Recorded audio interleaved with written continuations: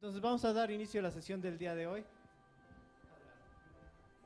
Buenos días, les vamos a presentar hoy al doctor Daniel Flores. Él es investigador del Instituto de Astronomía, es físico-matemático por parte de la Escuela Superior del Instituto Politécnico Nacional, realizó un posgrado en física en la Facultad de Ciencias, su doctorado es en Ciencias de la Tierra y como principales áreas de interés están los estudios de meteoritos, efemérides astronómicas y astronomía prehispánica, todo esto en el Instituto de Astronomía. El día de hoy vamos a presentar conceptos astronómicos mayas y esperamos toda su atención. Gracias. Pues muy buenos días, qué bueno que estamos aquí compartiendo este espacio y este tiempo para hablar sobre un aspecto muy importante de nuestra tradición cultural, que es, digamos, el estudio de la cultura maya. Y particularmente en el campo de la astronomía, pues tratar de acercarnos a los conceptos astronómicos mayas y ver realmente si hubo una actividad astronómica en el pasado. O sea, nos han dicho que la astronomía maya, que nos han dicho que los observatorios mayas, pero realmente lo que vamos a tratar de pensar un poquito, analizar, es si realmente hubo astrónomos mayas o hubo una astronomía maya también.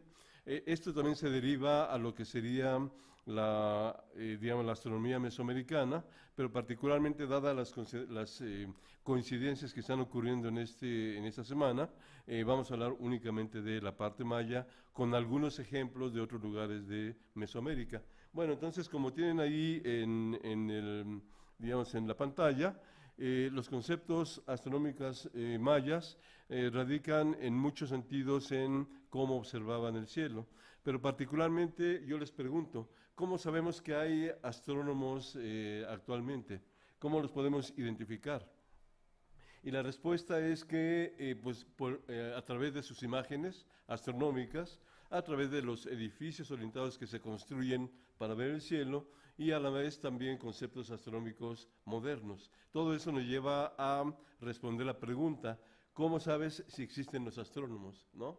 Entonces, la primera respuesta sería a través de las imágenes. Entonces, sabemos muy bien que si tenemos astrónomos que están trabajando en telescopios, pueden, digamos, detectar, pueden obtener imágenes de objetos astronómicos. Aquí les traigo solamente una imagen de la constelación de Orión, en la cual podemos ver diferentes tipos de composición química. Aquí esas partes obscuritas que están acá, digamos, es parte de lo que sería una gran cantidad de carbón.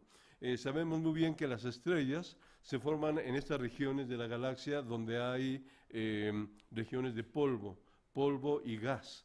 Entonces, ese polvo está compuesto precisamente de carbón, silicatos también, y además de gas en diferentes condiciones. Tenemos, por ejemplo, otro ejemplo de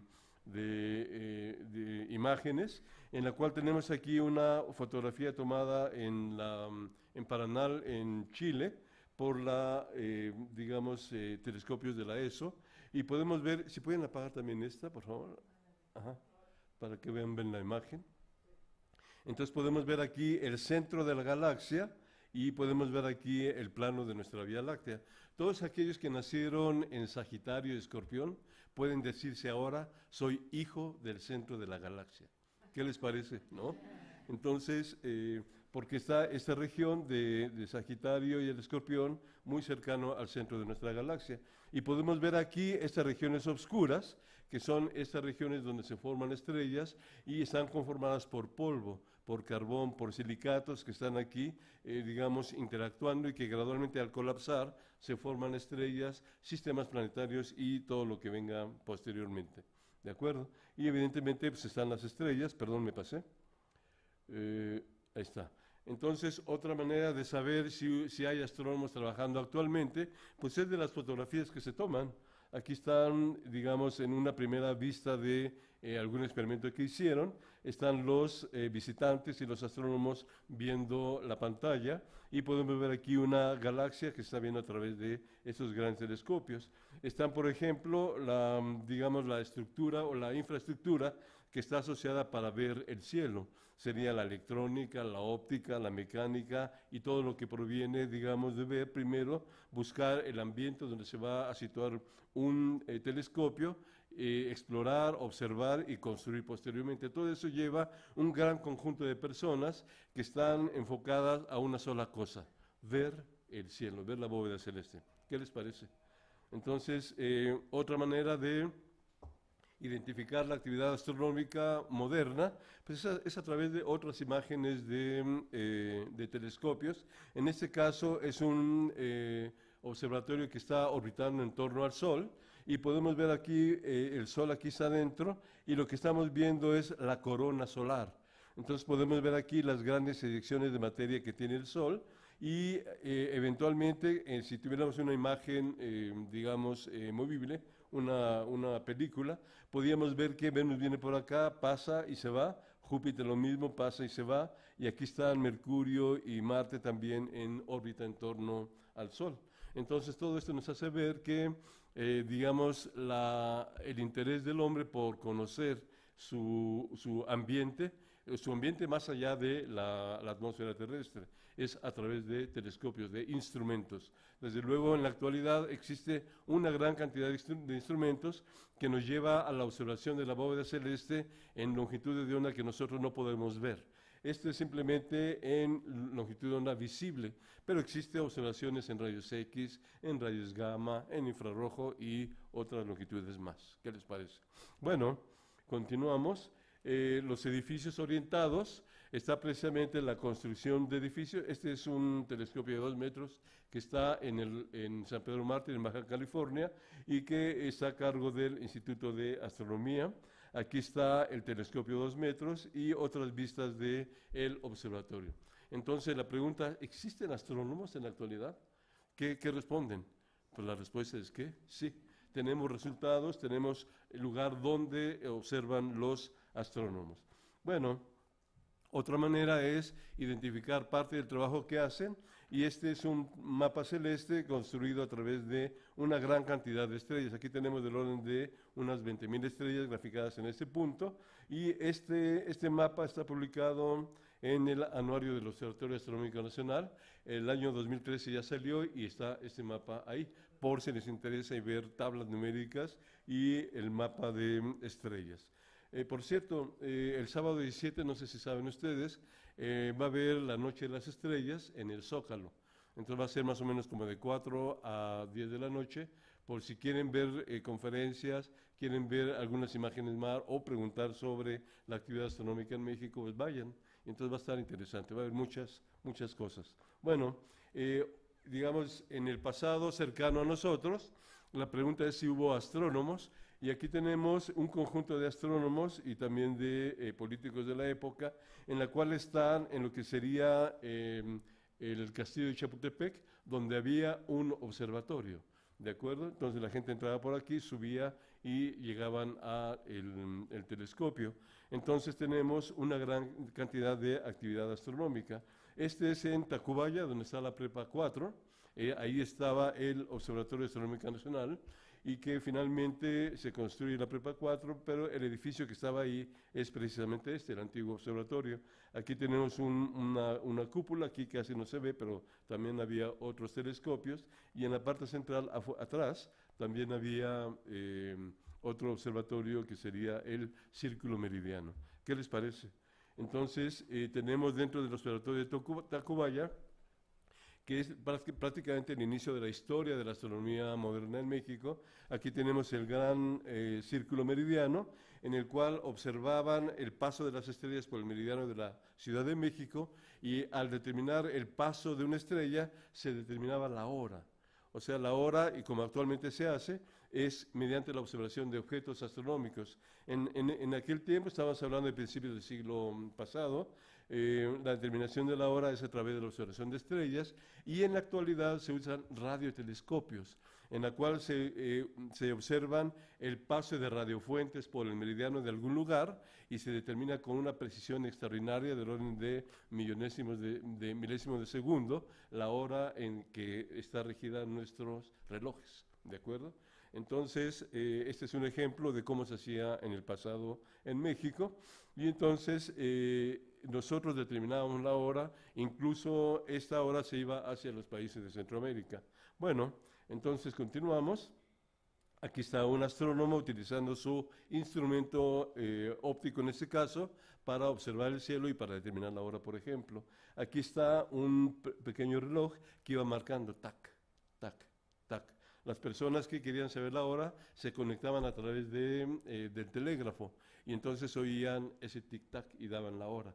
Así como a finales del siglo pasado estaba la estación de radio, que ya se me olvidó cuál era.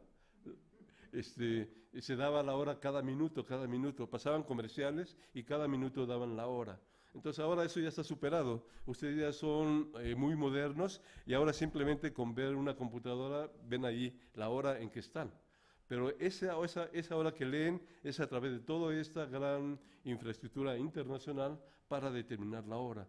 Hay un grupo que se dedica a estudiar el movimiento de la Tierra, el movimiento de la estrella polar, y además el movimiento en torno al Sol de la Tierra. Y todo eso conlleva al estudio de la rotación de la Tierra y la determinación de la hora. Y entonces eso se da en Francia, se da en Estados Unidos, en Rusia, en Japón también tienen este sistema de servicio. Bueno, continuamos entonces. ¿Hubo astrónomos mayas? Entonces la pregunta es si existieron o no. Y vamos a seguir exactamente la misma secuencia para llegar a una conclusión de si hubo o no astrónomos en la región maya. Entonces continuamos y lo primero que nos acercamos es ver si hay imágenes de astrónomos observando. Evidentemente lo que nosotros podemos identificar es lo que dibujaron en los códices y las representaciones de astrónomos mayas. En otras regiones de Mesoamérica existen esculturas de personajes viendo el cielo. Por ejemplo, en Villahermosa hay una gran escultura como de 1,5 metros más o menos y que está el observador así, viendo el cielo como recostado. Bueno, en este caso, en el área maya, en el Códice de Madrid, tenemos nosotros un personaje que está rodeado por estos puntitos con círculos, digamos, a la mitad, que llamamos ojitos del cielo.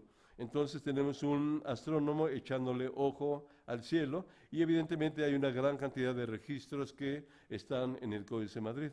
En la siguiente imagen tenemos también en otra parte del Códice de Madrid, digamos unas páginas más adelante, otro observador en el cual podemos ver que está cubierto por una manta.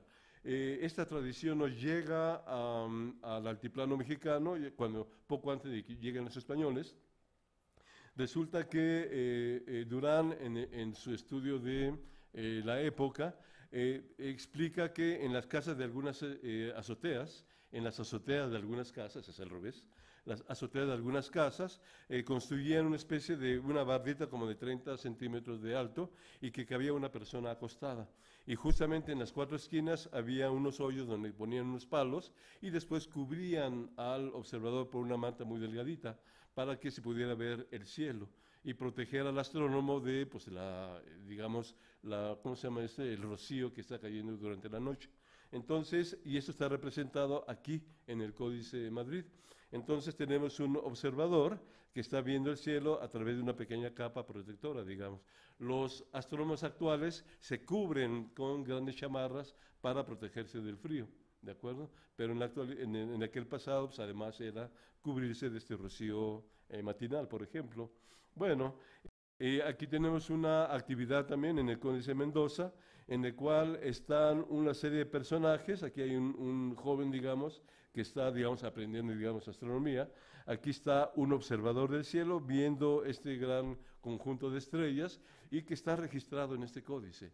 Entonces, y este es aquí en el altiplano, en lo que sería la Gran Tenochtitlan, y entonces esta gran festividad, observando el cielo, estaba acompañado con música. Entonces, ¿por qué era importante observar el cielo? Además de entender su movimiento, es para ubicarnos temporalmente en el año, ¿de acuerdo? Entonces, por ejemplo, si yo les pregunto, ¿a qué fecha estamos? ¿Qué hacen? Van a la computadora otra vez en la fecha. Pero los que están en casa ven el calendario y dicen, estamos a 15 de noviembre, ¿de acuerdo? Entonces, en el pasado, lo que se hacía es ver en qué posición estaba el Sol en el horizonte, o bien tal o cual constelación en el cielo, y sabían más o menos la época del año en que vivían.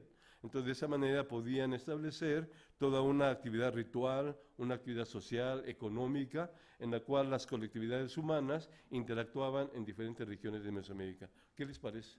O sea, que todo tiene un sentido. Entonces, la actividad astronómica era importante aquí les dejo que lean, no voy a leerles, me voy a levantar, ¿sí?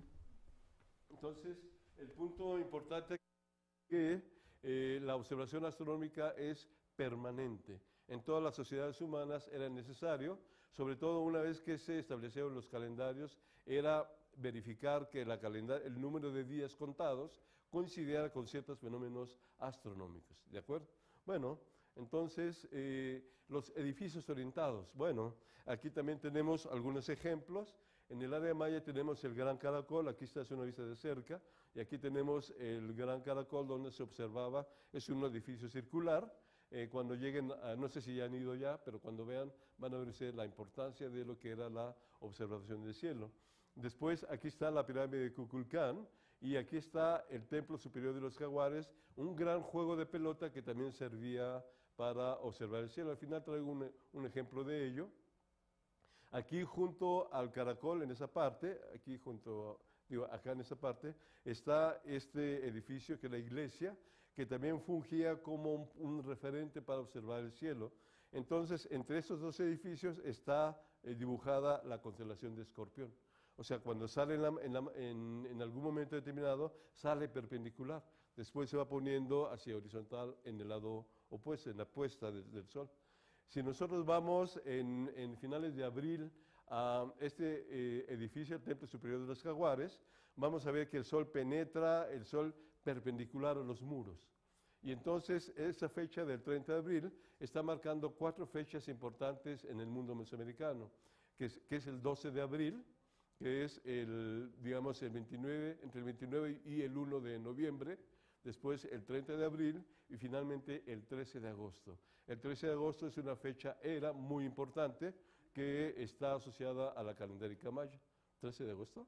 Sí, mira, qué bárbaro, qué suerte.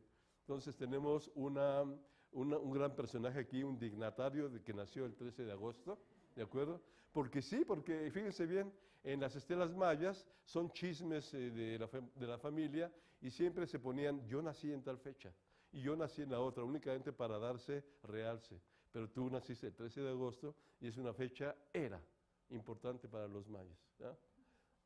Bueno, entonces tenemos aquí este edificio que recibe el haz de luz cuando está perpendicular al juego de pelota y está marcando una de esas 4 fechas importantes.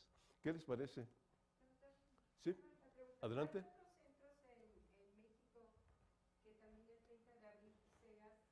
Perfectamente, exactamente, justamente.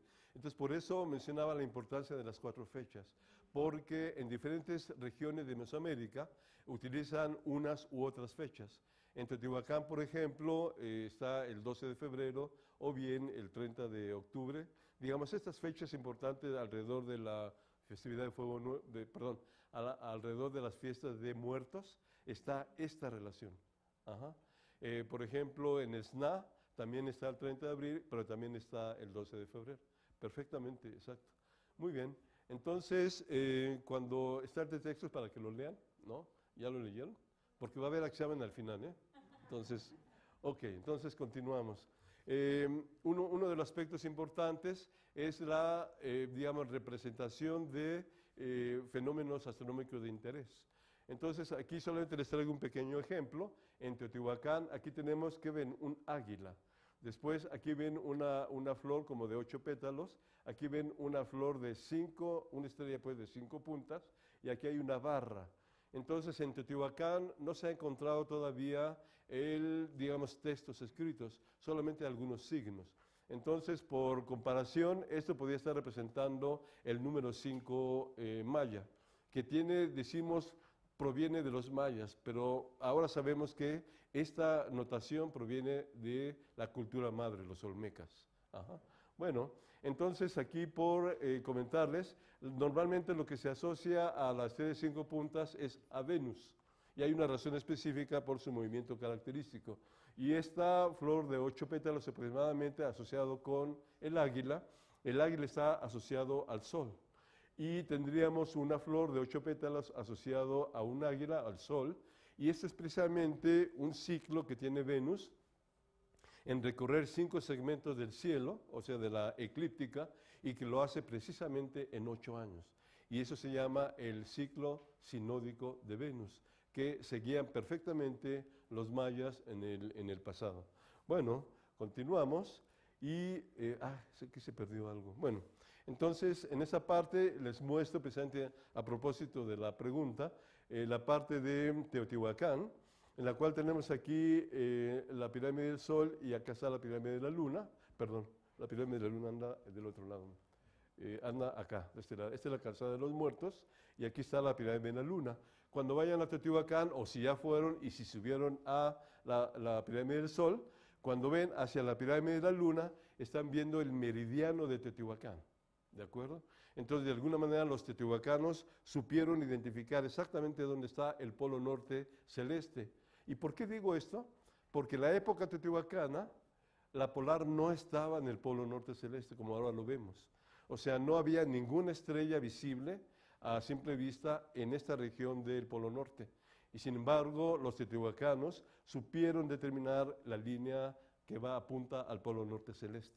¿Qué les parece? O sea, había todo un razonamiento científico, un razonamiento geométrico para construir edificios apuntando a ciertos fenómenos astronómicos, ¿de acuerdo? Que son conceptos que estaban distribuidos en toda Mesoamérica.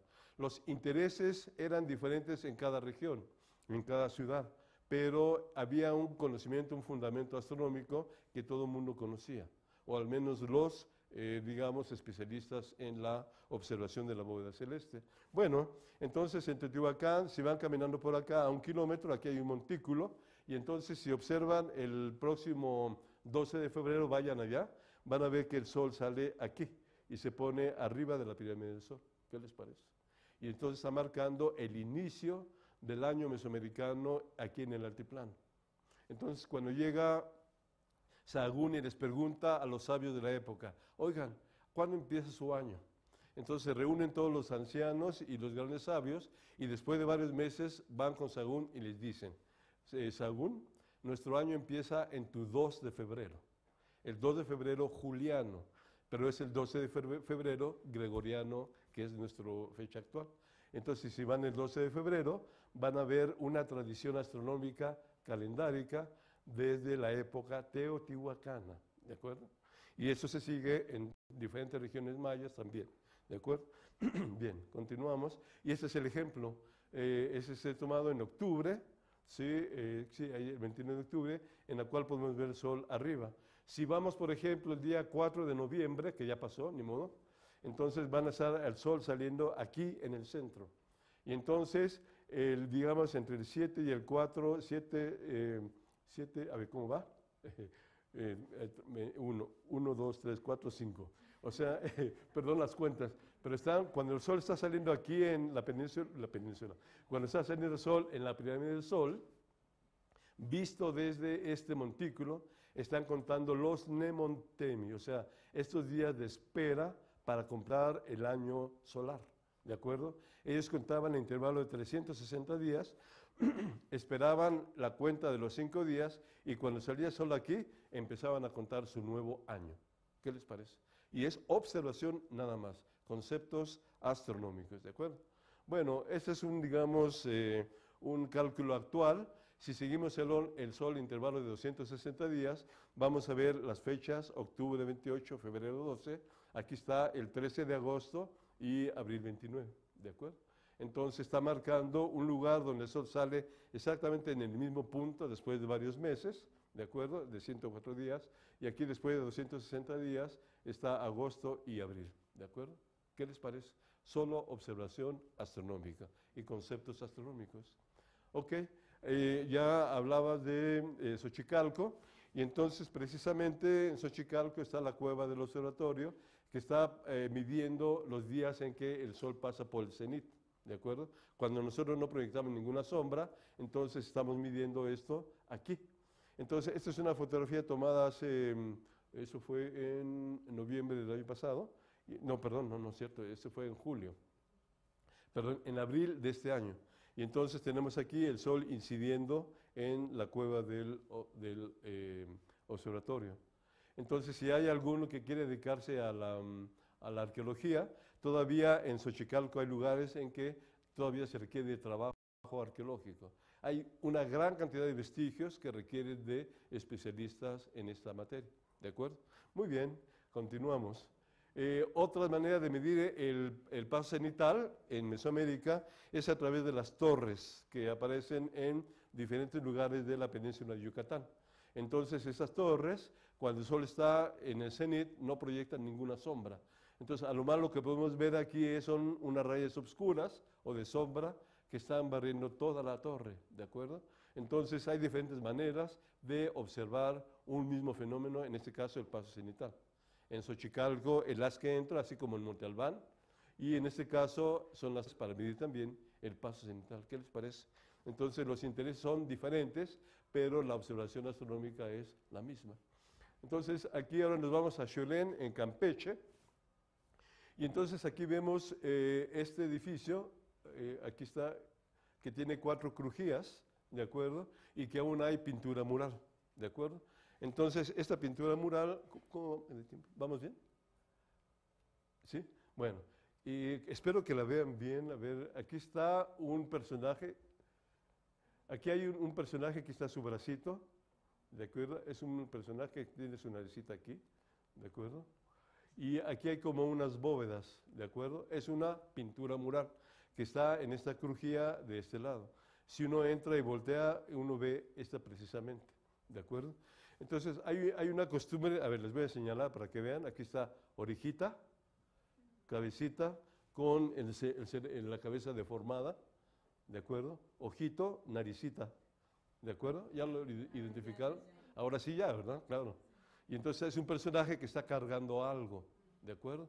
Entonces, todavía en la actualidad en Campeche existen unas fiestas de petición de lluvias y otras cosas, que es en Chancóm, en esta región de Campeche, en la cual construyen en una mesa y le ponen unos arcos, ¿de acuerdo?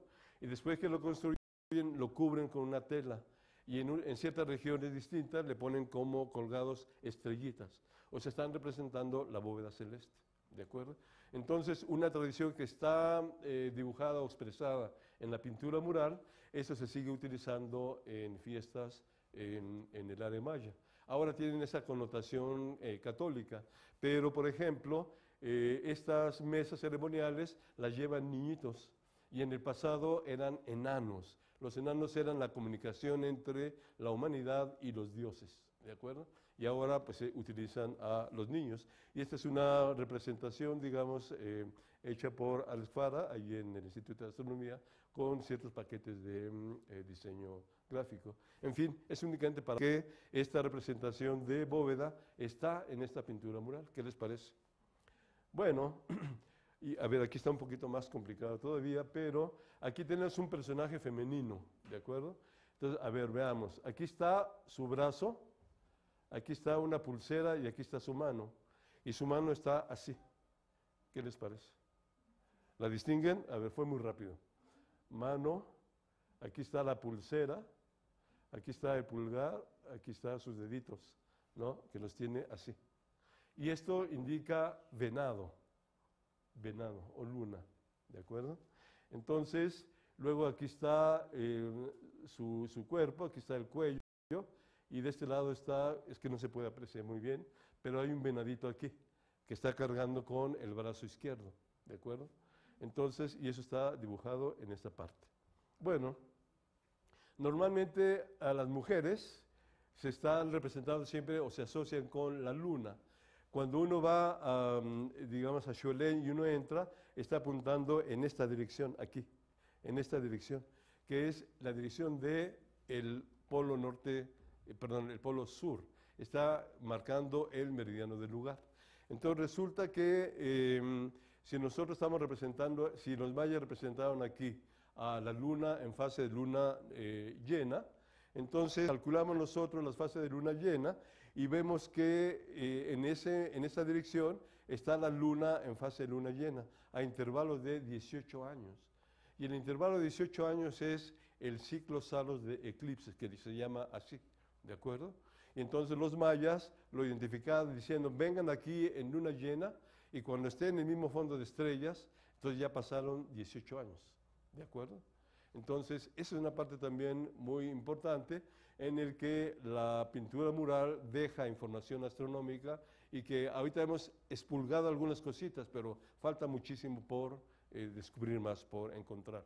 Ok, en Chacchoven, en Quintana Roo, que está al sur de la península de Yucatán, en una pirámide que también tiene 4 escalinatas, debajo de la que está apuntando hacia el punto cardinal este, hay un banco ceremonial, aquí está, y que tiene pintura mural y que tiene una división, unas 5 divisiones. Y entonces aquí está un glifo mariposa tortuga, mariposa tortuga, mariposa tortuga, ¿de acuerdo?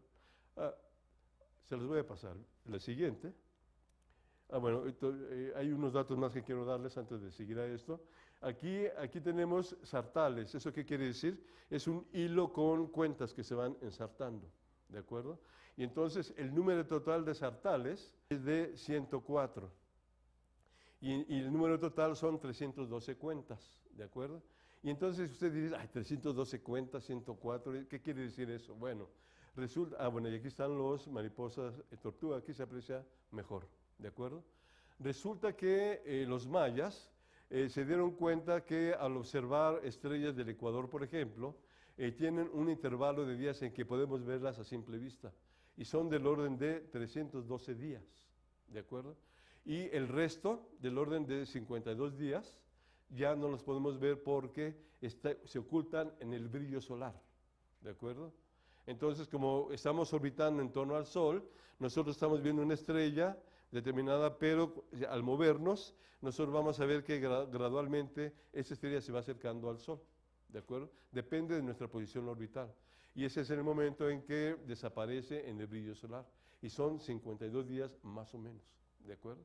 Y eso es lo que nos indicaban los mayas en Chacchoven, ¿de acuerdo? Bueno, aquí está la explicación, pero pasaremos a esto. A ver si lo aprecian mejor. Entonces, este es el glifo mariposa tortuga. Entonces, aquí está arriba una flor de 5 pétalos. 1, 2, 3, 4, 5. ¿Y la tortuga dónde está? A ver, aquí está patita, cabeza, patita, ¿no? ¿Sí los convenzo? ¿O más o menos? Sí, ¿verdad? Como que sí. Y entonces aquí tenemos diferentes representaciones del glifo mariposa tortuga, de acuerdo, en diferentes regiones de Mesoamérica. Y tenemos aquí, esta es una representación de Venus, ¿de acuerdo? Y esta es la representación de una constelación, la constelación de Orión. Orión se representaba como una tortuga, ¿de acuerdo? Entonces, aquí, ¿qué nos están diciendo los mayas? Vengan a Chacchoven y vean ustedes la conjunción de Venus con la constelación de Orión. ¿Qué les parece?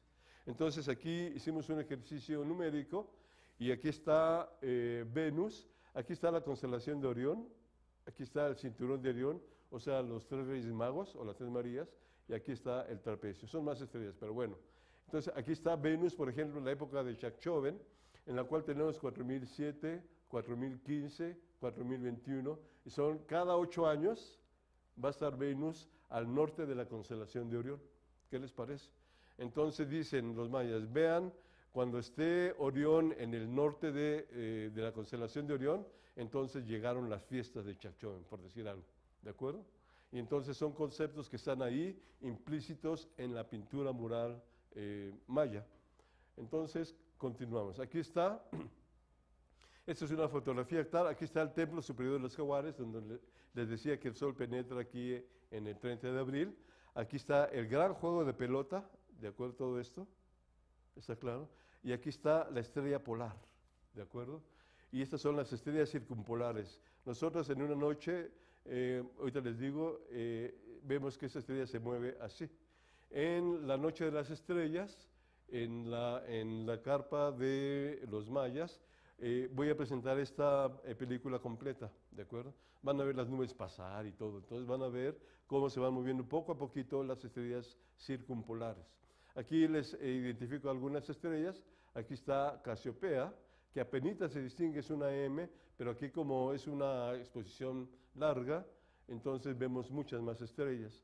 Y aquí está, digamos, la constelación de Auriga, ¿sí? El Toro. Aquí arribita estaría Venus, digo Júpiter, pero ya se ocurrió en este caso, ¿de acuerdo? Y les voy a mostrar ahora la importancia de Orión, también en Chichén Itzá.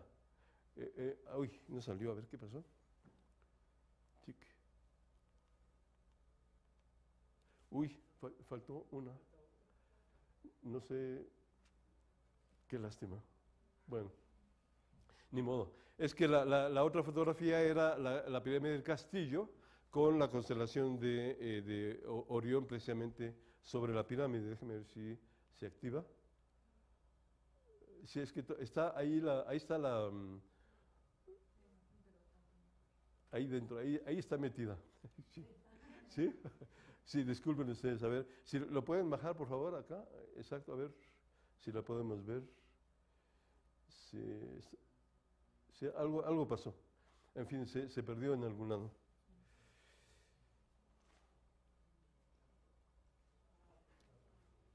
Es que a lo mejor es una imagen de las animaciones que tenía anexas. No, porque es una película.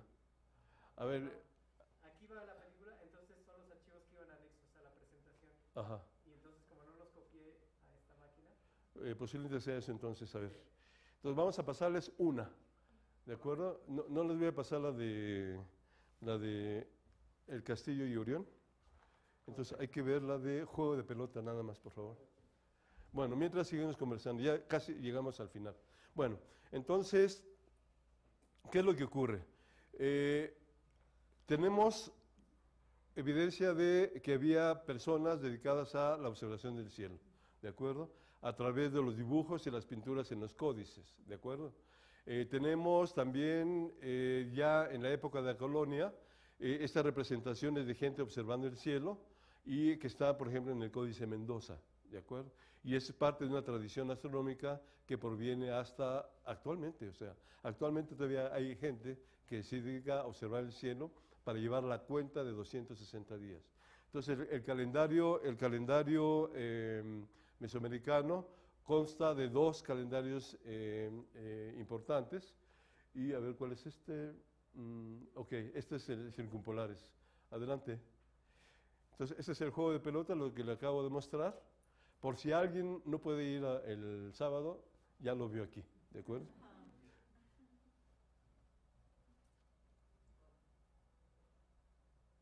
Ups, ¿qué pasó? Ah, es que está cargando primero, ahí está. Está un poquito lentita. Uy, lenta, lentísima. Entonces aquí está la estrella polar.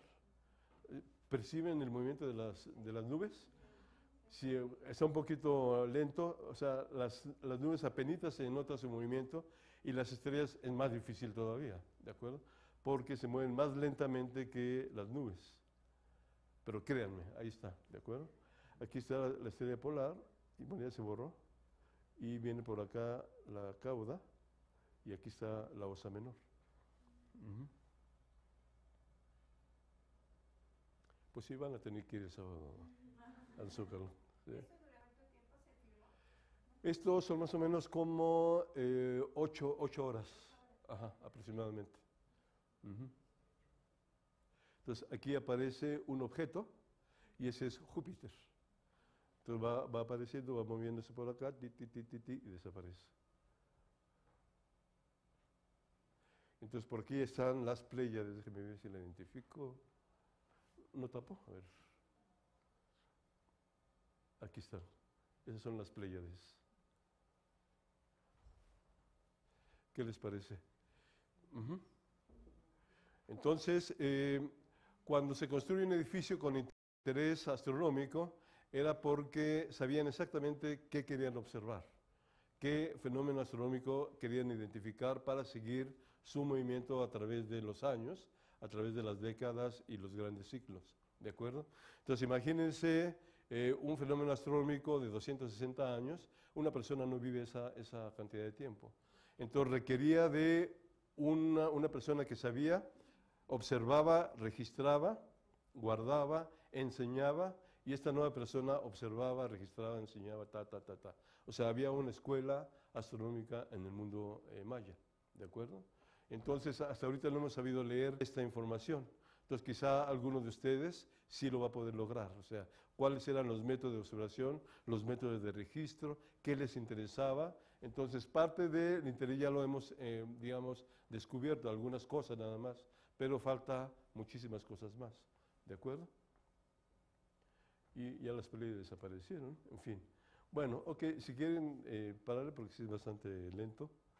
Y entonces, esto es lo que yo quería mostrarles a ustedes, tratar de motivarlos a que en un futuro próximo se interesen por el estudio de estas culturas muy importantes en Mesoamérica, que no tuvieron influencia hasta cierto punto en la actividad científica moderna, porque se cortó toda actividad, no había contacto con el viejo mundo, y entonces todos los conocimientos que habían en el mundo mesoamericano se quedaron en registro nada más. Y entonces no hubo manera de que el conocimiento actual impactara en el conocimiento científico y tecnológico de la época, o sea, siglo XVI. Entonces se corta ahí absolutamente todo y ya. Entonces lo único que tenemos es la cultura maya, la cultura mesoamericana. Esto.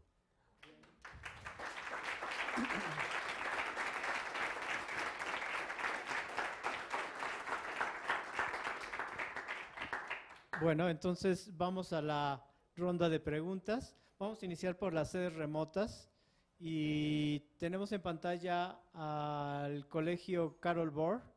Verificar si en el Colegio Carol Bohr hay alguna pregunta para iniciar la ronda.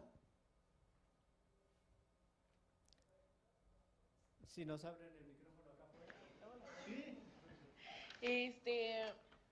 ¿Cómo tomaban?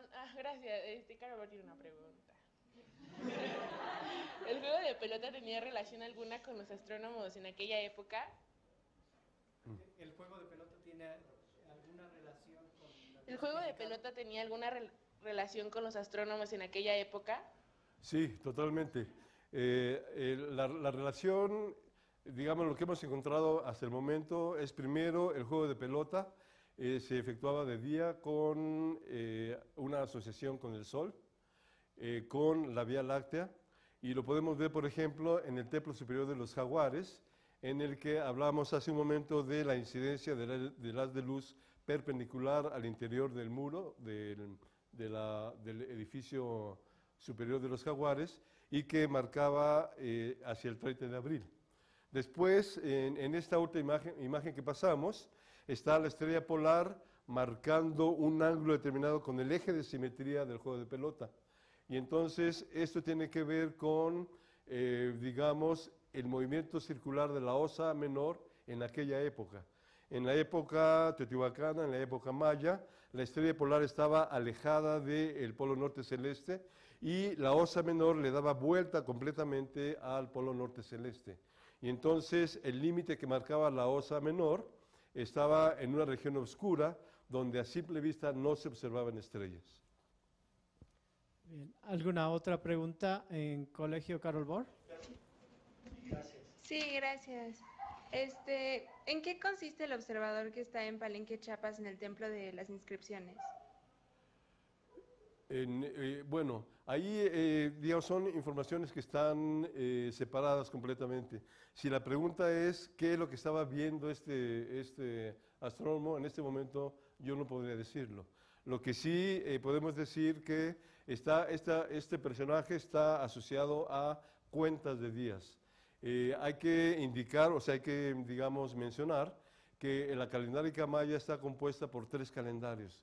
Es el calendario de 260 días, el calendario de 360 días más 5, que serían los Wayeb, o los días de espera, como les comentaba hace un rato, y la otra cuenta o calendario es la cuenta larga maya.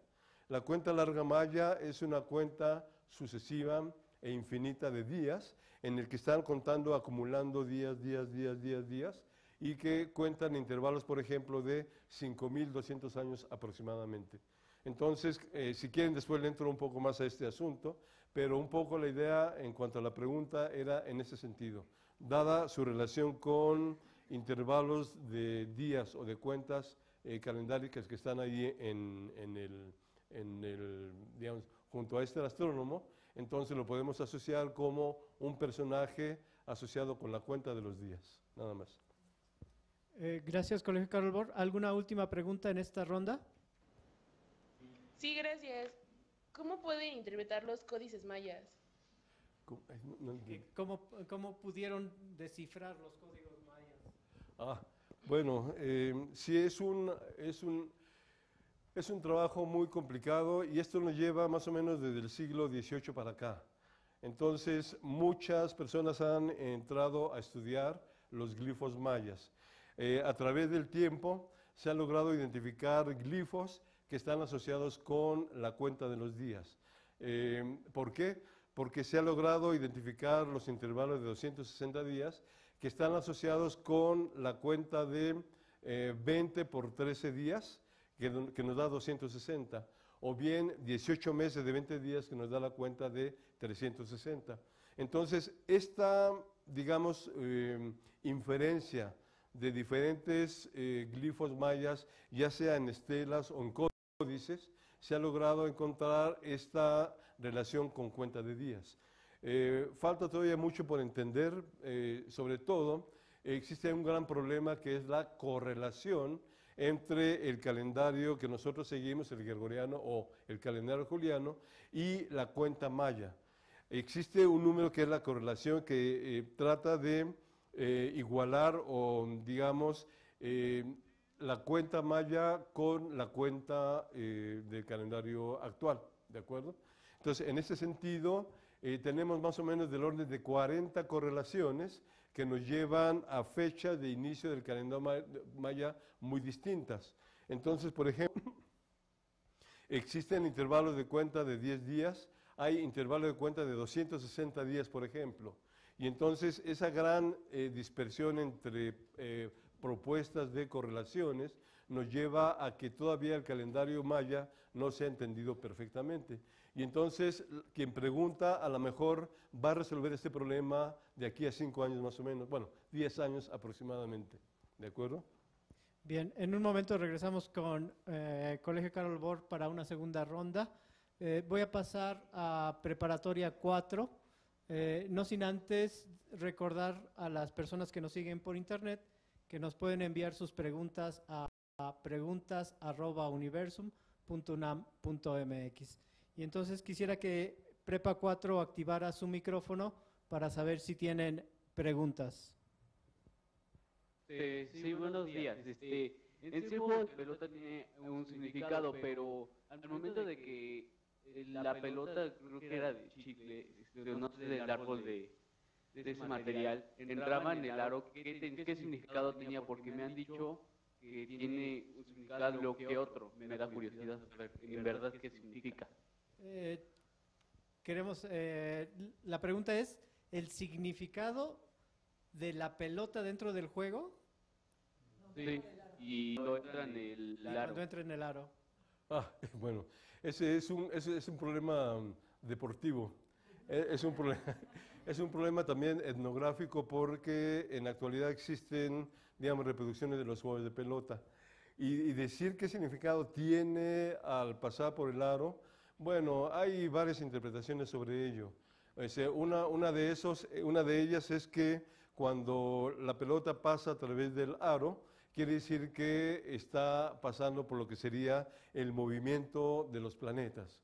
O sea, está, digamos, controlando de alguna manera el saber sobre el movimiento planetario, por lo menos de los planetas visibles, que llegaban nada más hasta Saturno. O sea, Saturno y Júpiter serían los planetas más exteriores que observaban en el pasado. Y que, por cierto, o sea, la conjunción, o sea, aprovechando esta pregunta que me parece muy interesante, resulta que esta conjunción de Júpiter y Saturno nos lleva a intervalos grandes del orden de 5.200 años aproximadamente. Y probablemente la connotación del juego de pelota allá en la región maya está relacionada precisamente con este suceso. O sea, estaban jugando en espera de este gran acontecimiento que regresase después de 5.200 años. El inicio de la cuenta larga se marca el año 3113 a.C. Y entonces ahí, digamos, se establece que estaban Júpiter y Saturno en conjunción. Había que esperar hasta el 13º Bactún para que se repitiera este suceso astronómico. Gracias, Prepa 4. ¿Alguna pregunta en Prepa 4? No, gracias. Serían todas. Correcto, entonces paso a preparatoria número 9. Verificar si en Prepa 9 hay alguna pregunta. Sí, buenas tardes. Quisiera saber si las pirámides fueron construidas para que hubiera un ligero movimiento de forma rotatoria respecto a los astros.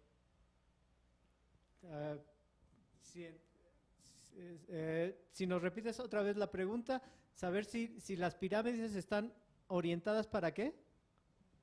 No, que si estuvieron construidas para que pudiera tener cierto movimiento de forma muy pequeña con respecto a los astros.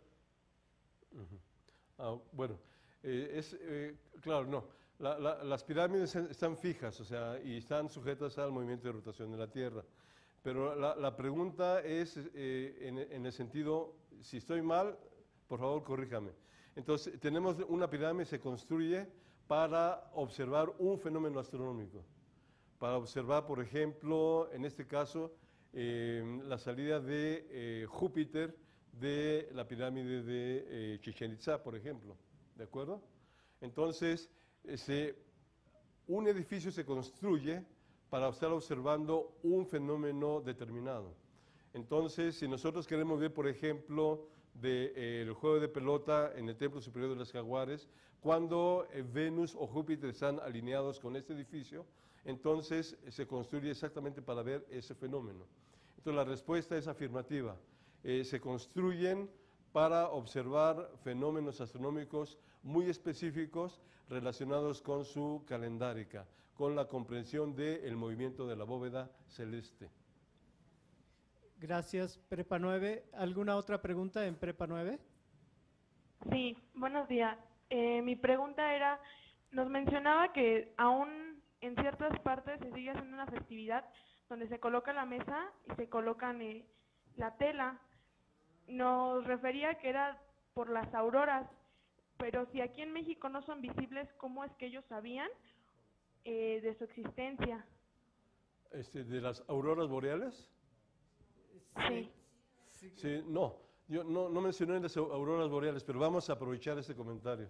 No, a lo que me refiero es que ponían una capa de tela muy delgadita y que colgaban ahí estrellas en Chacchoven, en Chamcón, en Campeche. Y entonces esta representación de, digamos, un pañuelo de color azul con hilos colgando con estrellas es para representar la bóveda celeste. Entonces, respecto de las auroras boreales, sí se han llegado a observar aquí en México. O sea, en el siglo XVIII se observó una gran aurora boreal que fue de alta energía. O sea, el Sol tuvo una gran explosión, de tal manera que las partículas ionizadas llegaron a la Tierra y llegó a tal intensidad que se pudieron ver a latitudes a la altura de la península de Yucatán.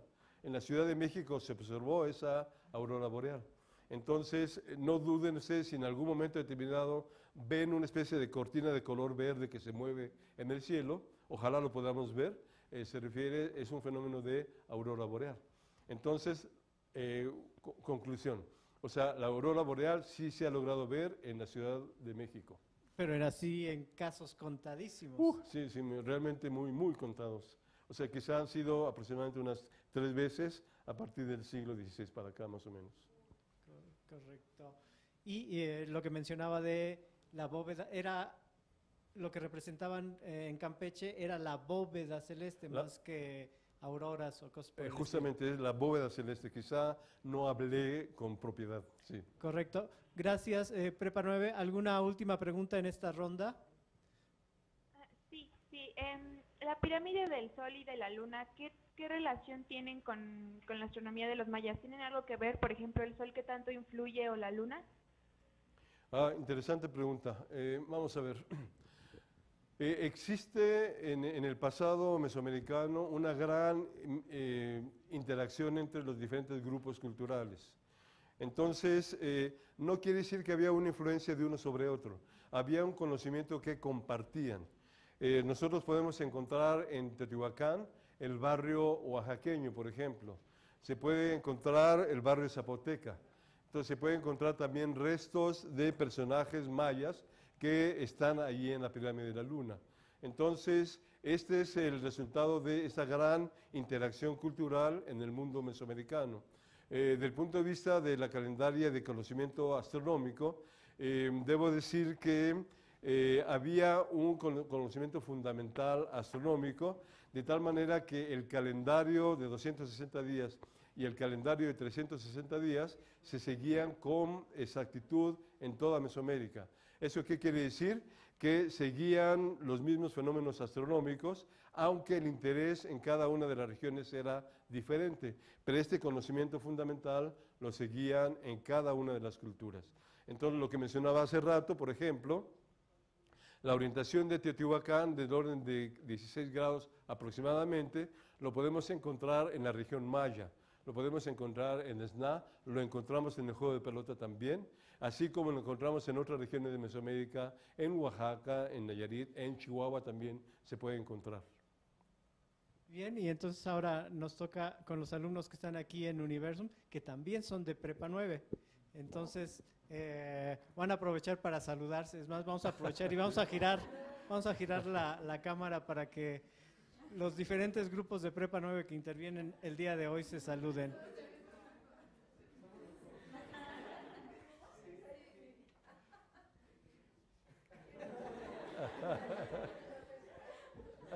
Qué va, la sonrisa. Bien, y entonces, preguntas aquí con los jóvenes de Prepa 9. Ahí atrás, vamos.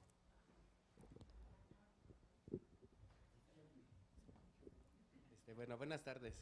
Mi pregunta es acerca de la cuenta larga de los mayas. O sea, ¿qué suceso, evento o cálculo hicieron para decir que la cuenta empezaba en el 3114? ¿Qué hicieron para decir que empezaba ahí? Ajá, claro. Este es el resultado de una de las correlaciones. Una persona se dedicó a estudiar la cuenta larga maya, es Goodman, es la GMT se llama. Entonces, Goodman propuso un número, ¿sí?, de días entre una fecha maya y una fecha del calendario juliano, ¿de acuerdo? Y entonces, esa es la más utilizada por todos los estudiosos mayas. Entonces, él, a través de esta propuesta de la correlación, encuentra que si se va, digamos, hacia atrás en el mecanismo de la cuenta larga, llega al cero. A ver, vamos a ver. Actualmente, en el día 21 de diciembre, vamos a tener la cuenta larga 13.0.0.0.0. O sea, son 4 ceros y el 13. Ese es el Bactún número 13. Entonces, si nos vamos para atrás, dentro de 400 años va a ser el Bactún 12, otros 400 años el Bactún 11, 10, 9, 8, 7, 6, hasta el Bactún primero, ¿de acuerdo? O sea, el Bactún 0. Y ese Bactún 0 es la cuenta 0, 0, 0, 0, 0. Y es la fecha del 13 de agosto de 3113 a.C. Entonces, esa correlación, GMT, nos lleva a esta fecha. Pero si utilizamos otra, nos lleva a otras fechas, 260 años antes o 1000 años antes. o quizá aproximadamente 260 días antes de esa fecha. Entonces depende qué correlación.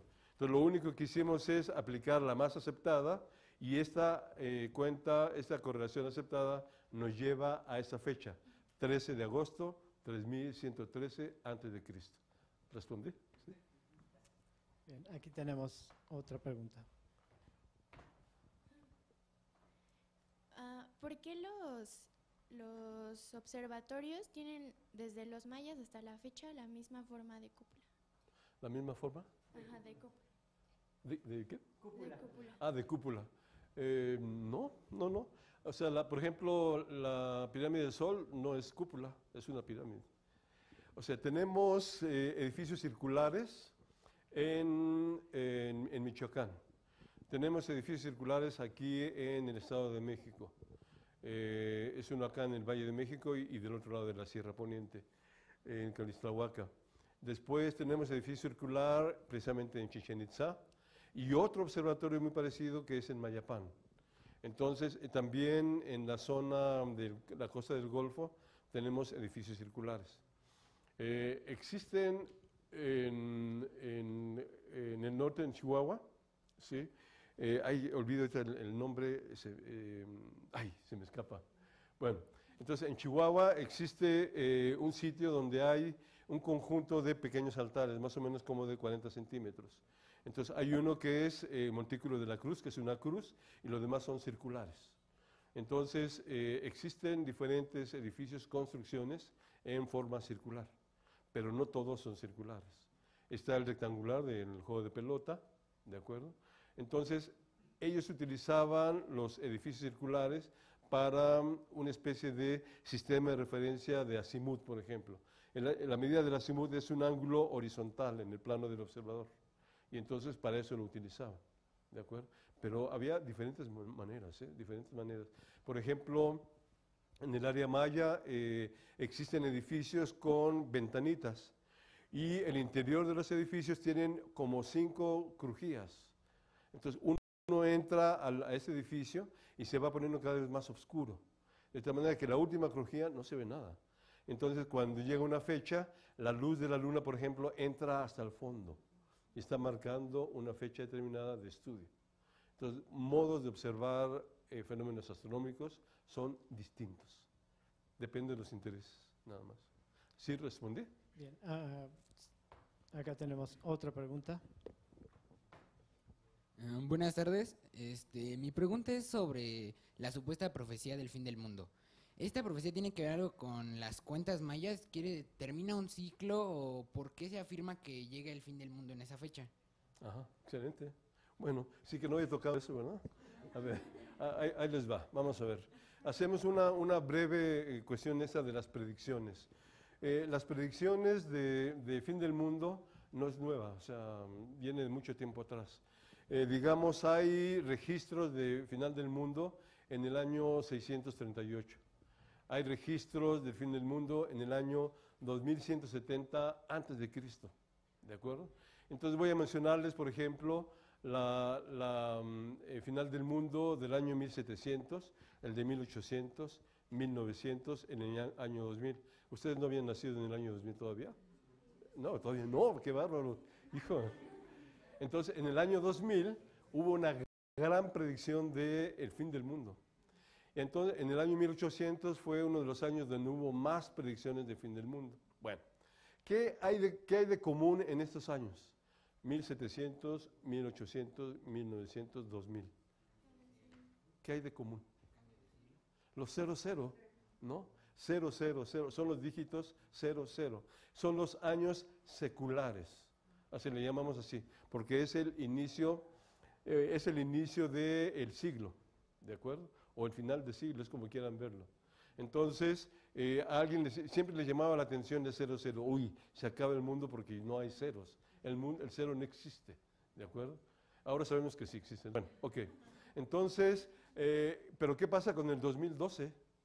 No termina en 00 y sin embargo predijeron el fin del mundo. Es que alguien se dio cuenta hace 7 años, más o menos, que en el año 2012, de acuerdo a la cuenta GMT, ¿sí?, que el Bactún 13 va a llegar a la cuenta 0, 0, 0, 0. ¿De acuerdo? Realmente, desde el punto de vista de las combinaciones numéricas, es el Bactún 14. Es el final del Bactún 13 y empieza el Bactún 14. Bueno, entonces alguien se dio cuenta que se tiene el Bactún 13, 0, 0, 0, 0. Y dijo, el mundo se va a acabar. Y entonces subió eso a la red, en algún lado, y se propagó por todo el mundo. Entonces estamos en esta situación. Y entonces es la única razón. Desde el punto de vista de la calendárica maya, es simplemente el final y el inicio de un ciclo, nada más, un Bactún. Pero también puede ser un Catún, ¿de acuerdo? Porque el Catún son grupos de 40 años y el Bactún son grupos de 400 años. O sea, el Bactún son 10 Catunes, ¿sí? Entonces, en fin, así está la situación, ¿de acuerdo? Perdón, son 20 Catunes, son 20 por 20, ¿de acuerdo? Entonces, el punto está en esta correlación de 0, 0, 0, 0, nada más. Es todo. Pero no hay ninguna razón para pensar que va a haber tragedias, no. Bueno, por cierto, anoche tembló, ¿no? Por cierto, ¿no? Y sí, por ahí dicen, es que los mayas, ustedes seguramente ya lo vieron en la red, pero dice, tembló y tembló, tembló, pero no, es que estaban practicando nada más, ¿sí? Bien, regresamos con las sedes remotas para sus últimas preguntas. Regreso al Colegio Karol Bort para saber si hay las últimas preguntas de la sesión. Sí, Sí, gracias. Adelante. ¿Cómo observaban los astros sin ayuda de ningún instrumento? ¿Cómo se qué? Se observaron los astros sin ayuda de instrumentos. Claro, creo que esa es la pregunta que había hecho antes. Y precisamente aquí está. ¿Cómo le hacían? Observaban, registraban en los que ahora llamamos códices, o bien la pintura mural también, ¿sí?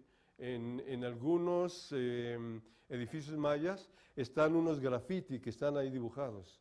Entonces, ellos observaban el fenómeno que les interesaba y registraban el dato numérico, ponían la fecha.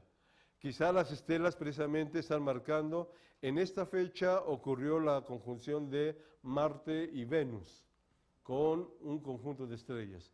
Este intervalo, esta conjunción se repite cada 32 años, ¿de acuerdo? Entonces, simplemente registraban y enseñaban a la siguiente generación.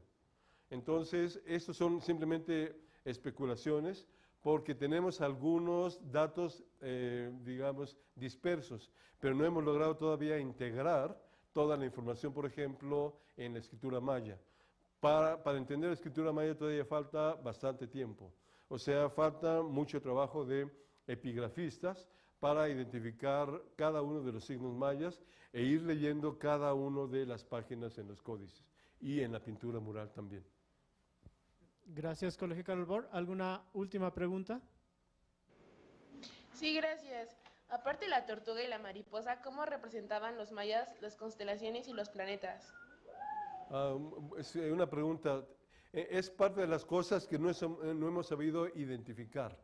Decimos, por ejemplo, que está la representación del escorpión, por ejemplo, en los códices mayas aparece muchas veces, y el escorpión es una de las constelaciones que tiene una mayor representación, es el que se ha representado con mayor anticipación, o antigüedad. Nosotros tenemos un registro de la constelación del escorpión de 3000 años antes de nuestra era, y quizá antes entre los chinos. Bueno, entonces se ha logrado identificar a Venus, se ha logrado identificar la constelación de Escorpión, Júpiter también un poco se ha logrado identificar, aunque falta hacer pruebas para, digamos, correlacionar lecturas epigráficas con fenómenos astronómicos. Todavía falta todo eso. Entonces, la respuesta a ello es que de todo el conjunto de objetos astronómicos que conocemos, solamente un 10% se ha podido establecer una correlación con lo que nosotros conocemos, no más. Bien, gracias, Colegio Karol Bort. Paso a Prepa 4 para verificar si en Prepa 4 hay alguna última pregunta.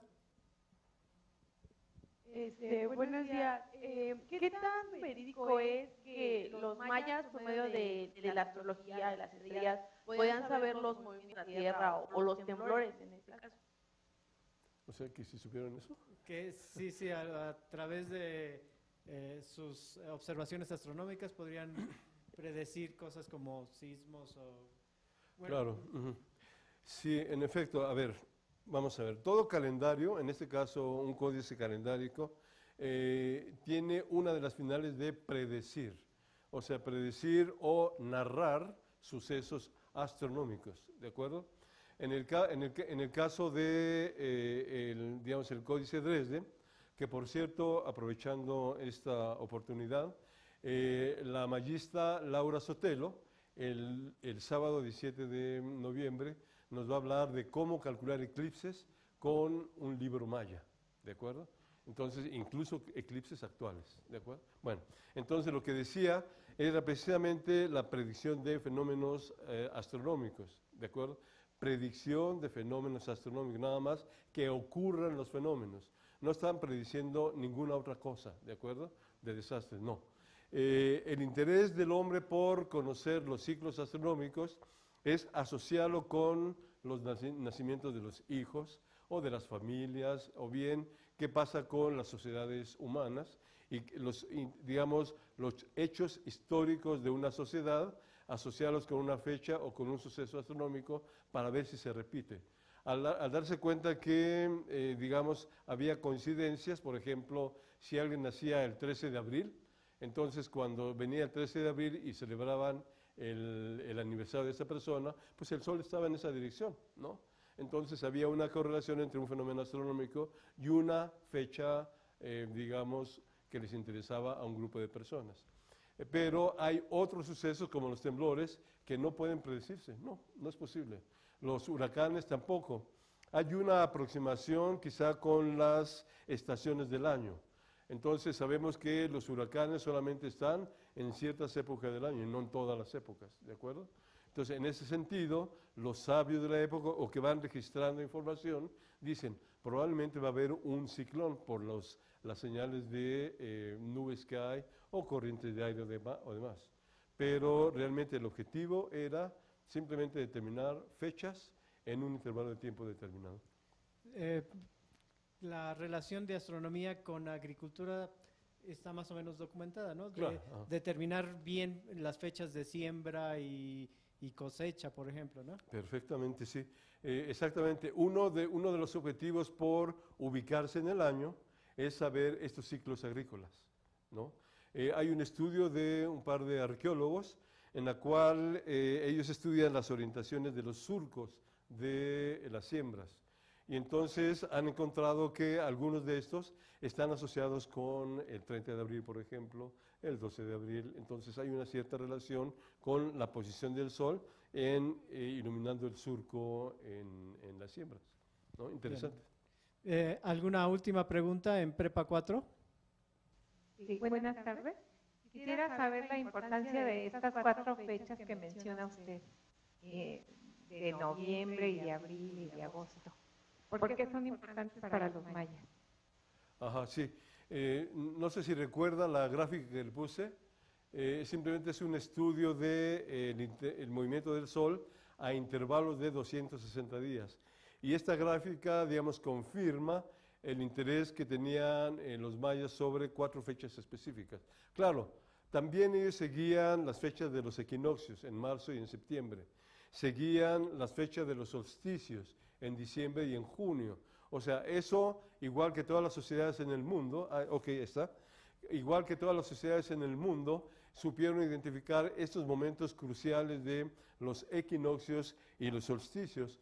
Los equinoccios se dan cuando el Sol está aquí arriba o aquí abajo, y los equinoccios se dan cuando el Sol está aquí, aquí o aquí, cuando tiene una declinación de 0. O sea, que el Sol está en el ecuador celeste, pasa del hemisferio sur al norte o bien del norte al sur. Entonces, eso también los mayas lo tenían, conocían bien estas fechas de solsticios y de equinoccios, pero lo que es intrínseco a los mayas o intrínseco a las culturas mesoamericanas son estas 4 fechas, o sea, 12 de febrero, el 28 de octubre o noviembre, digamos, y lo que está asociado al 13 de agosto y el 30 de abril. O sea, eso sí es netamente mesoamericano, nada más, y está en toda Mesoamérica. Bien, gracias Prepa 4. Pasamos a las últimas preguntas en Prepa 9 a distancia. Verificar si en Prepa 9 hay alguna pregunta. Sí, respecto a los mitos o sobre el diciembre, sobre el 21 de diciembre y esas cosas, ¿qué tan cierto, qué tan incierto es las predicciones que hicieron y respecto a la tecnología que hoy en día se tiene? ¿Qué tan cierto son esas predicciones? ¿Qué tan mala interpretación se les ha dado o cómo las podemos tomar? ¿Cuál es la manera más correcta de tomarlas? Perfecto, muy buena pregunta. ¿Cuál es la mejor manera de tomarlas? Primero, hay que verlas como mitos, o sea, son interpretaciones de observaciones. Pueden ser astronómicas, pueden ser de lluvias, pueden ser de deslaves, inundaciones, todo eso. Entonces, en esa medida, los escritos mayas, por ejemplo, están describiendo sucesos de importancia.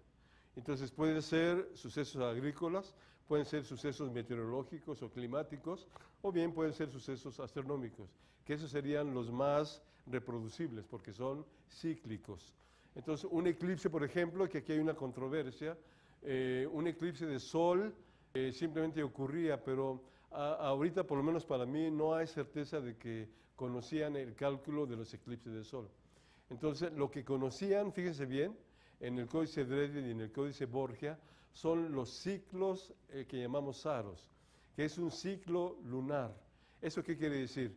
Cuando la luna llena está en un fondo de estrellas y vuelve a repetirse en ese mismo fondo de estrellas. Y es el ciclo saros de 18 años y 3 días aproximadamente. Entonces, ese intervalo está perfectamente identificado en el Códice Dresden. Y eso nos está ayudando a predecir una fase de la luna en algún fondo de estrellas, en la bóveda celeste. Eso sí es una buena predicción. Existen otras interpretaciones en la cual se predice, pero en el punto de vista de daño a la humanidad o tragedias, ¿de acuerdo? Y que son libres, eso va simplemente a una interpretación de que si hay un signo, hay un monito que se está matando a otro o que tiene la cabeza de un personaje, es simplemente una deducción. Es como las profecías de Nostradamus, es igual, ¿de acuerdo? Nostradamus empezó a escribir como loquito, y luego llegan un siglo después a interpretar, que dice eso, que va a salir el sol y que las dos torres se caen y que viene el fin del mundo, son interpretaciones. Algo que se ha descubierto de Nostradamus es que él nunca dio fechas, nunca, ¿no? Entonces están estas interpretaciones de los grandes cataclismos, que de la Segunda Guerra Mundial y demás, y no, o sea, no hay ninguna fecha. Hubo un par de fechas que predijo, o 3 más o menos, y una de ellas fue la fecha de su fallecimiento, la fecha de su muerte, y Nostradamus falló, ¿de acuerdo? Entonces ahí le convino. Bien, entonces Sí. podemos decir que esta predicción de diciembre es una fecha importante en el calendario maya, asociada con un evento astronómico que para los mayas representaba un ciclo, ¿no? Exactamente. O sea, solamente tiene una connotación del calendario en completar un gran ciclo, ¿sí? Digamos, en este caso de 5.200 años, si pensamos en Júpiter y Saturno, pero si pensamos en Bactunes es simplemente el término de un Bactún o el término de un Catún, que es un submúltiplo, y solamente. Existen, digamos, otras tradiciones que es seguir precisamente la cuenta de 52 años. Y entonces esperaban, por ejemplo, que es una tradición que proviene de los mayas, bueno, que está en todos lados, que en este caso en el altiplano son las fiestas de Fuego Nuevo. Entonces ellos esperaban más o menos en noviembre, o sea, en estas fechas, que las Pleiades estén a la medianoche arriba, ¿de acuerdo? Y entonces esperaban que las Pleiades se movieran para saber que el mundo iba a seguir, ¿de acuerdo? Y entonces había ahí una aprehensión de que si no seguía, pues ahí sí se iban a morir. Pero simplemente es una aprehensión, no era una predicción, ¿de acuerdo? Ellos esperaban el movimiento, o sea, la observación de las Pleiades que seguía su movimiento. Cuando las Pleiades estaban arriba, Orión estaba precisamente arriba del Templo Mayor. Entonces seguía el movimiento Y más o menos como a las 6 de la mañana, un poco antes, cuando el sol sale, Orión estaba aquí arriba. Entonces, Orión era importante en la época de invierno. Bueno. Bien. Una última pregunta en Prepa 9. Sí, mi pregunta era que si existe algún proyecto o línea de investigación en la cual se traten de descifrar los códices mayas. Claro, sí, existe muchos grupos en el mundo y en México también, en el Centro de Estudios Mayas, están trabajando en el desciframiento de la escritura maya. Entonces, a eso le llamamos la epigrafía o los epígrafos. Entonces, realmente hay mucho trabajo que hacer y entonces se puede, por ejemplo, empezar desde ahorita, empezar a leer las primeras interpretaciones. Si ustedes entran a una página de una dirección que se llama FAMSI, que es una fundación académica norteamericana, entra FAMSI. Entonces, ahí todavía hay una gran cantidad de estudios en el mundo y particularmente de Mesoamérica, y ahí están varios textos de epigrafía que yo les recomiendo que entren a estudiarlo. Entonces, ahí se acercarán. Vamos a las últimas dos preguntas aquí en la sala con los alumnos también de Prepa 9. Bueno, mi pregunta es, usted mencionó que para el registro de pasos cenitales existía lo que es el tubo de Xochicalco y las torres que estaban en Yucatán. ¿Qué diferencia hay entre estos dos métodos? Si al final tenían el mismo... ¿Entre una y otra la diferencia? ¿Pero la diferencia de la técnica o de los objetos? Bueno, pues hablamos de los dos. ¿Sí? Bueno, son diferentes, son opuestos. Mientras que en Xochicalco y en Monte Albán, digo Monte Albán porque también hay uno allá. Entonces, en Xochicalco es un tubo cenital en el que el haz de luz penetra, ¿de acuerdo? Y llega hasta el piso del observatorio. Entonces, en ese sentido, estamos viendo un fenómeno de luz, ¿de acuerdo? Y cuando eso ocurre, entonces seguramente había una marca ahí y decían, ya llegó el paso cenital, y empiezan las cuentas. En el caso de las torres en Yucatán, es lo contrario, es la ausencia de sombra, ¿de acuerdo? Entonces, si tenemos 4 lados en las torres, había 4 personajes, y cuando decían, no hay sombra acá, no hay sombra acá, no hay sombra acá, no hay sombra acá, es el paso cenital, y empieza la cuenta. Entonces, son dos maneras distintas de observar un mismo fenómeno. Ajá, ¿ya respondí? Perfecto. Bien, aquí tenemos otra pregunta. Bueno, buenas tardes. La pregunta es cierto que, bueno, he leído reportajes y visto varios videos que el 21 de diciembre se alineará el Sol con el centro de la Vía Láctea? No tiene que decir nada de malo ni nada del mundo, pero ¿es cierto esta alineación? Y una última es, ¿a qué se debió la sorpresiva desaparición de la cultura maya? Wow, la sorpresiva desaparición de la cultura maya, importantísimo. Bueno, a ver, sí, parte de los anuncios del fin del mundo estaban diferentes predicciones que se fueron acumulando a lo largo de los años. Una de ellas es que un gran anillo de fotones viene de las Pléyades hacia nosotros. Y cuando llega esa nube de fotones a la Tierra, vamos a tener 100 años de oscuridad. Y falsedad, no, es una falsa. ¿Por qué? Porque los fotones son luz. Y constantemente están saliendo fotones. Creo que se nos acabó la pila en su micrófono. Sí, entonces vamos a utilizar el otro, por favor. Ya está, ok. Entonces, ¿ya me escuchó? Bueno, entonces es un ejemplo nada más. Y como esto, hubo varias argumentaciones más que se fueron acumulando a estas predicciones del fin del mundo. Bueno, y entonces de las últimas que han llegado, que ya tiene como un año, es que el Sol y la Tierra se van a alinear con el centro de la galaxia y que se va a repetir dentro de 10.000 años o no sé cuánto. Bueno, eso ocurre cada año. Sí. Entonces, por eso tenemos los signos del zodiaco. Yo les decía que aquellos que habían nacido el Sagitario y el Escorpión son hijos del centro de la galaxia. Entonces, quiere decir que cada año el Sol va a estar alineado con el centro de la galaxia. Va a estar Tierra, Sol, centro de la galaxia. Da vuelta a la Tierra y otra vez se vuelve a alinear. Queda entre el Sol y el centro de la galaxia o al revés. el Sol entre la Tierra y el centro de la galaxia, ¿no? Entonces, eso es cada año, ¿sí? Ah, y la otra pregunta, ¿qué hizo desaparecer a la cultura maya? Bueno, no únicamente la cultura maya, sino digamos, es lo que llamamos del clásico, las culturas mesoamericanas. Entonces, alrededor del 600 a 900 hay una caída realmente importante. En Yucatán es alrededor del año 900 y en Teotihuacán es alrededor del año 550, más o menos en el año 600. ¿Por qué? No se sabe. Probablemente se deba a los medios de producción de alimentos. Entonces, en Teotihuacán era tanta la población que no soportaron. Un colega mío, un amigo mío que es Jesús Mora, él estuvo trabajando, fíjense bien, estuvo trabajando los desechos humanos, ahí en Teotihuacán, es arqueólogo, especialista en Teotihuacán. Y entonces, aparentemente, los análisis que se han hecho en los huesos de los humanos arrojan que tuvieron infecciones gastrointestinales muy fuertes por el problema de dónde se llevaban los desechos humanos, ¿de acuerdo?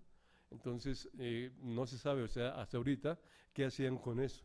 Unos dicen que los llevaban a las parcelas para abonar los terrenos de siembra, pero la población aumentaba y obviamente las sustancias fecales más todavía. ¿No? Entonces, ese es otro problema. El otro posibilidad para el área maya es que hubo una gran explosión del volcán Chichonal, como hace en el 85, creo 84, ocurrió, y entonces hubo una gran, digamos, caída de cenizas, incluso hasta la área maya, y obviamente los terrenos de siembra acabaron. En la actualidad, cuando ocurrió del Chichonal, digamos, esta parte de Tabasco, pues se pudo, digamos, proteger porque había camiones que llevaban alimentos, pero en el pasado maya no, ¿sí? Imagínate caminar del orden de 1000 kilómetros para llegar a las zonas donde había alimentos, pues no llegaban. Ajá. Entonces la otra es que hubo una pequeña glaciación y que también eso terminó con la cultura maya. Son propuestas nada más. A lo mejor te encuentras la verdad, ¿no? Bien, aquí atrás la última pregunta. Buenas tardes. Y mire, yo tengo acá como una duda, porque según yo el universo está creciendo constantemente, ¿no? Ni siquiera me paro. Entonces, tomando en cuenta eso, ¿no era más fácil la visibilidad de los astros?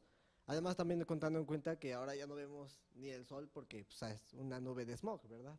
Pero no era más fácil, o sea, no influyó el que, digamos, el universo estaba más chiquito, o sea, estaba más junto para poder verlo más cerquita, más acá.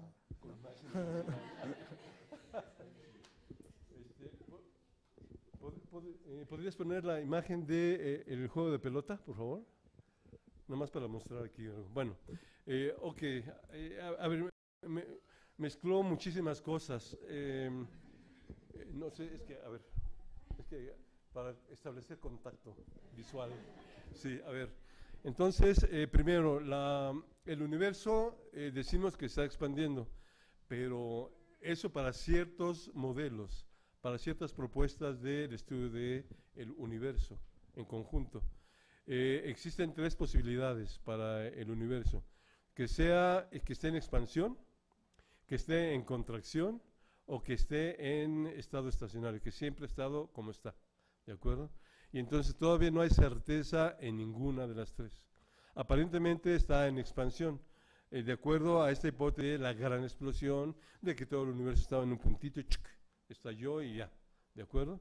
Bueno, el universo, como lo conocemos y pensando en la teoría de la gran explosión, lleva más o menos como 14.000 millones de años. El Sol tiene como 4.500 millones de años. Es la tercera parte, de acuerdo, de la edad del universo. Bueno, entonces son 14.000 millones de años. Comparado con los mayas son más o menos como 900 años, ¿no? Entonces, en 900 años, lo que se ha expandido el universo es despreciable. O sea, no podemos ver una gran diferencia entre una estrella y la otra, ¿de acuerdo? En su conjunto. Claro, si tú te vas a los grandes millones de años luz, bueno, pues sí, pero desde el punto de vista visual, no. O sea, no hay un verdadero cambio, ¿de acuerdo? Entonces, no podemos pensar que en la época de los mayas el cielo brillaba más. Y hay una razón específica, quizá era más transparente. O sea, la naturaleza era tal que la transparencia de la atmósfera era realmente transparente. O sea, México, el Valle de México, le llamaban la región más transparente del mundo. Entonces, no sé si han ustedes ido a algunos lugares en la República de noche y ver que ven la Vía Láctea. Y aquí en México no la vemos, ¿de acuerdo? Entonces, afortunadamente, todavía en la República Mexicana hay lugares donde podemos ver la Vía Láctea. En Chichén es una de las zonas. Aquí no se los dije, pero aquí se ve la Vía Láctea, aquí está, en esta parte. Entonces, no se ve porque, como les dije, se fotografiaron muchas más estrellas, pero ahí está la Vía Láctea. Entonces, el punto esencial son dos cosas. Primero, la atmósfera era tal que era un poco más transparente en la medida que no había contaminación, como la tenemos ahora globalmente, ¿de acuerdo? Pero aún así, con todo ello, hay zonas en que tenemos lugares realmente transparentes. Y entonces por eso se eligen los antiguos, los lugares donde situar las ciudades. ¿Sí me explico? Entonces no lo hacían en cualquier lado, escogían los lugares, por razones astronómicas, razones sociales, por comunicación, por lo que tú quieras, pero elegían, ¿de acuerdo? ¿Y qué era la otra cosa que iba a decir? Se me fue. Sí, lo de que los lapsos de tiempo, el universo se está expandiendo y se ha expandido en 14,000 millones de años.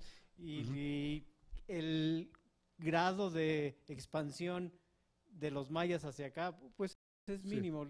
Observamos prácticamente el mismo cielo. Justamente. Sí, estamos viendo el mismo cielo. Perdón. El mismo cielo. ¿Ya? Bien. Sí, respondí. Bueno, pues desafortunadamente ya nos excedimos con el tiempo de la conferencia. No nos queda más que agradecer la charla del doctor.